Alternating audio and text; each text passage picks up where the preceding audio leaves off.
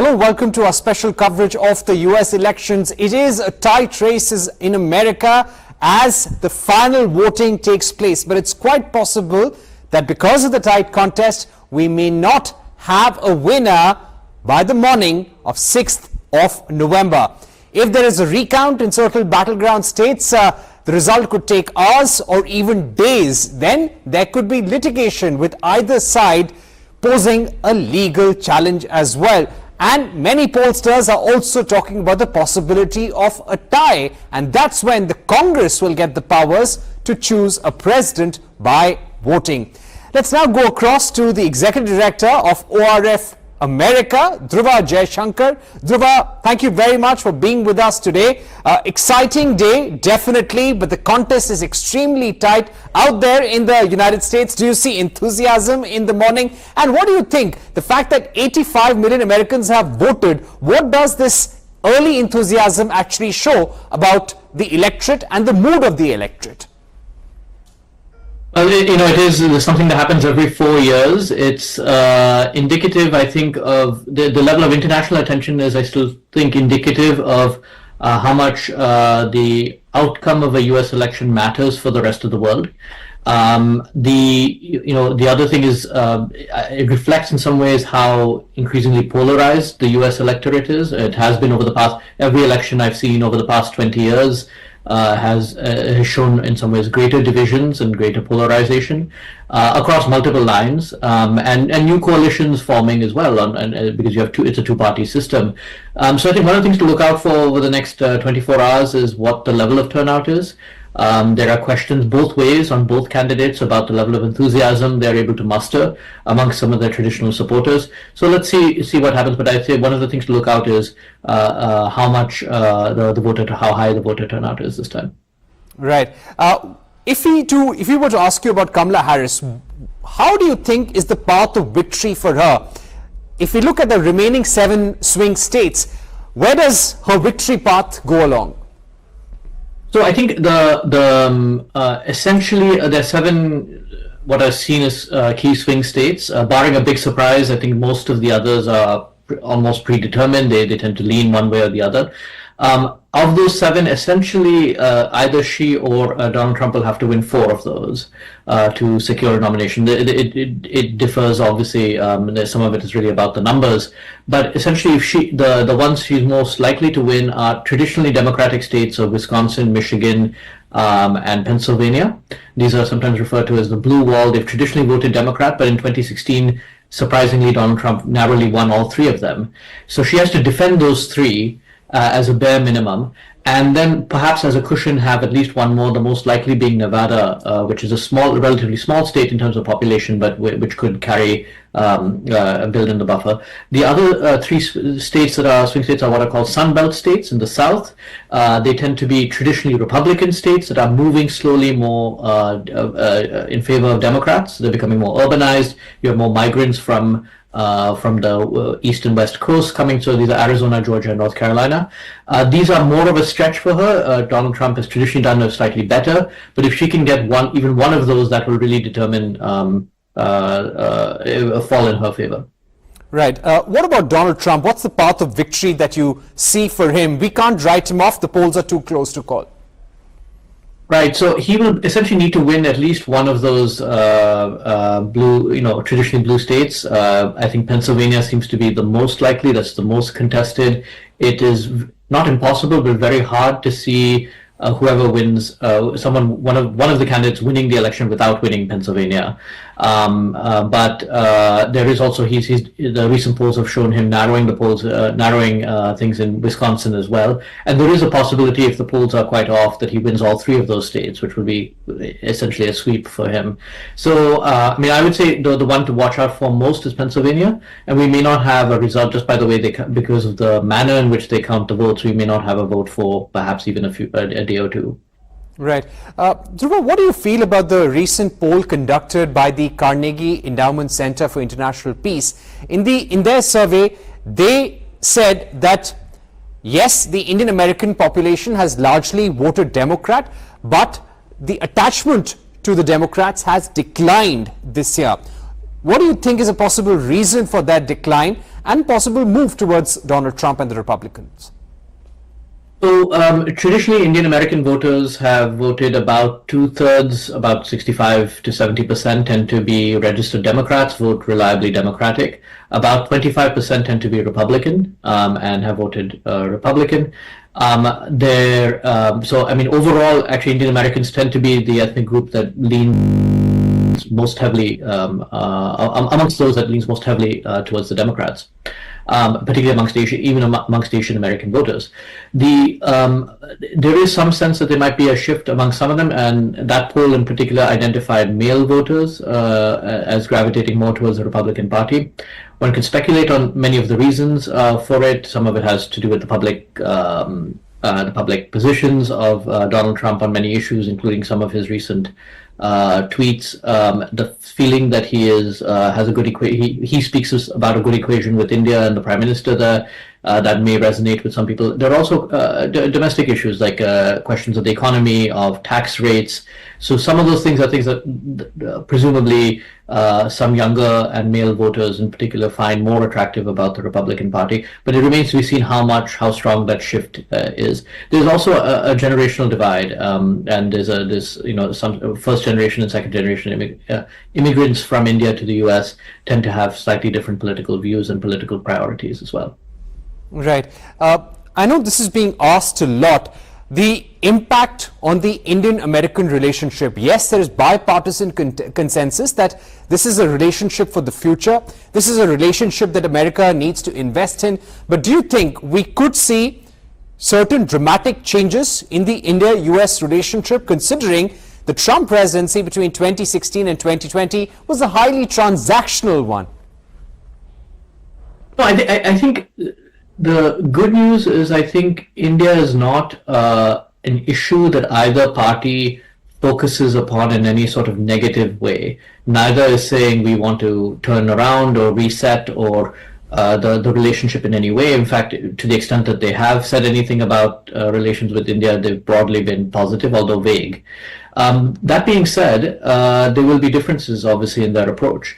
And I think two things to look out for in the event of Donald Trump's victory is what his position on trade will be, including with India, and particularly the application of tariffs and other measures that he sees as leveling the playing field with other countries. Mostly this would be targeted at China, but other countries. India has about a $30 billion trade surplus with the US. Another issue would be immigration.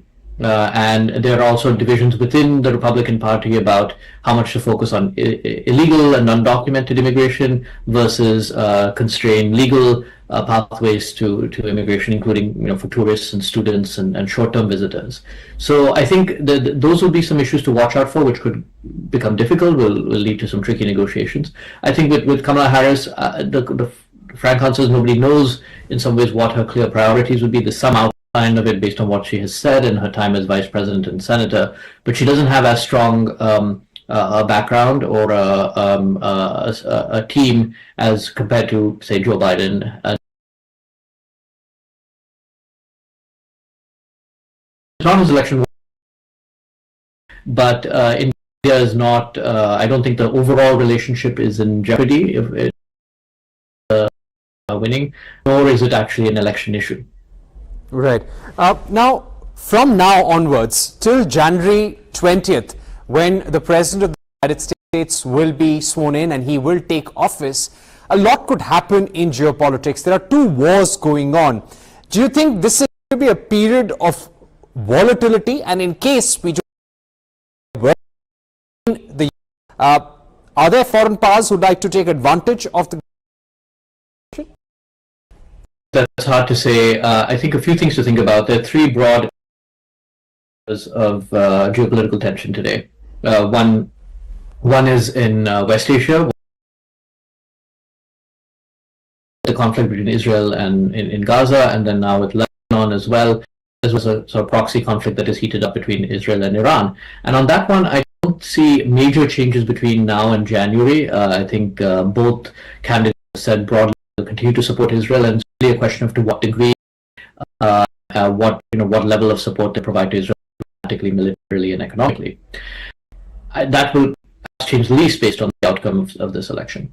The second is Russia and Ukraine, and there I think there's a very clear divide. There's a stark divide between the two candidates and their two platforms, and Trump, I think, will be much more insistent on Europeans taking more responsibility for their security in their periphery, and this will lead to issues within NATO, within the NATO alliance, about sort of how much should the US be contributing versus other European allies, and ultimately Europe should be taking more responsibility for their security as Donald Trump sees it. Whereas with Kamala Harris, I expect we'll see more continuity for the Atlantic alliance.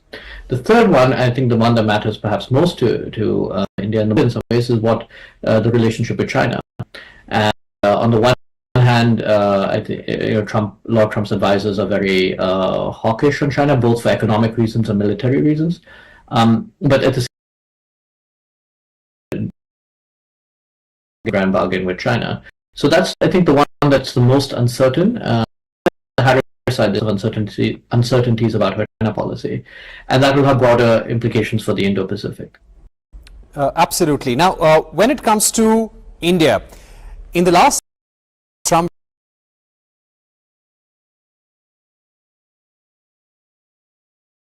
Secretary of to India, and they were discussing a mini trade deal, and it was in the final stages, but then it fell through when Biden took over. Do you think India may want to have a trade deal with the United States?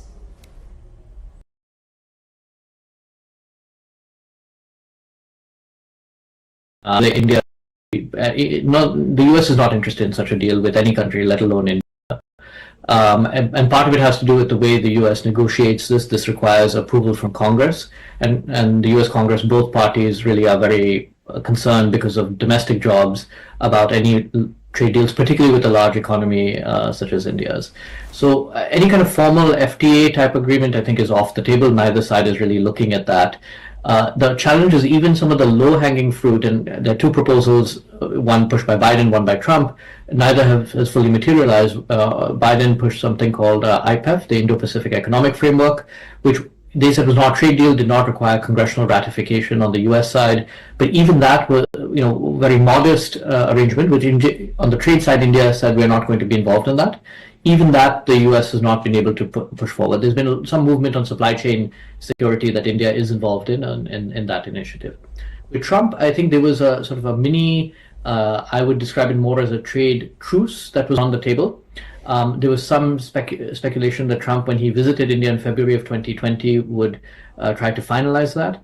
But actually, the U.S. ultimately rejected the final agreement. There are different interpretations as to whether it was Trump himself or whether it was some of his advisors who rejected that notion. So I think the trade issues are the bigger problem is on the U.S. side, to be honest, and we'll have to see what is viable in a new. It will depend not just on who wins the election, the presidential election, but also the constitution of the U.S. Congress as well.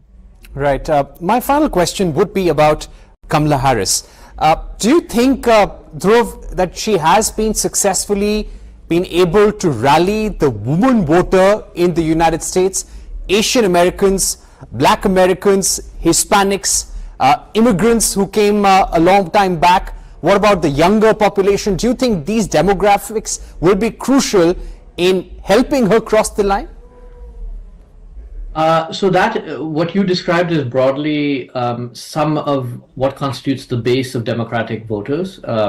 The Democrats will need all of them to turn out in mass, and all of them also to vote in favor of the Democratic candidate this time. And the question, I think we'll have a better answer for that in 24, 48 hours, and certainly within a week, as to whether they actually did turn out. That's really what's happening today. There's a large get out the vote movement underway on the ground. Now, is she able to do that? At least early signs suggest that some things, particularly women voters, the issue of reproductive rights in the US has really been a galvanizing force for female voters this time across demographic profiles. The question, I think, is are male voters, including young male voters, more gravitating towards the Republican Party? We saw that in the survey potentially with Indian American voters, but is that true across the board? And while in 2016 Trump was really the base of Trump support was largely older voters, you didn't see many younger people at his rallies. there's some sense that that is changing a little bit. So I think that's an open, I mean, that's really in some ways the big central question of the next 24, 48 hours as to whether she has sufficient voter enthusiasm behind her from these demographics to actually support her bid for the presidency. And we'll really only have an answer in the next few days. All right. One more final question, if I can put in. As far as India is concerned, what would be that one big priority that we need to achieve with the relationship with United States in our own national interest? You know, unfortunately, I don't think there is one. I think there are many because it's a broad-based relationship. I would say trade and technology issues broadly, but not in the sense of a formal trade agreement, is, again, there are many different aspects to it, but that has really been one of the central elements that has taken off in the relationship because it has both strategic, military, and major potentially economic implications for India and for India's growth and success. So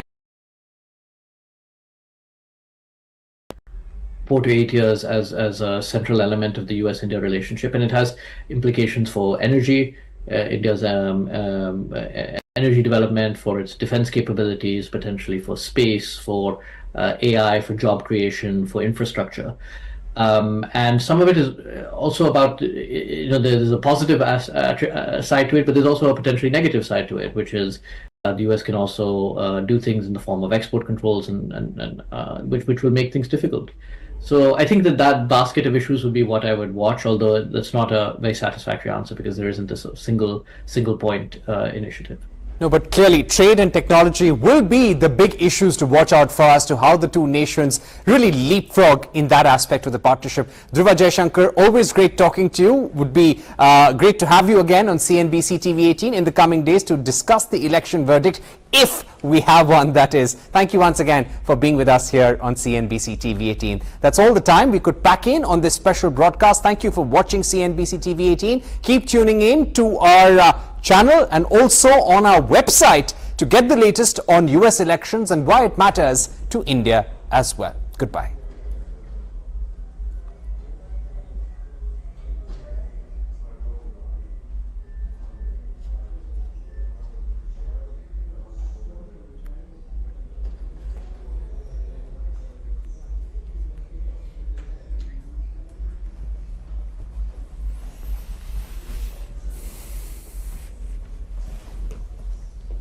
Done for the day. Done for the day.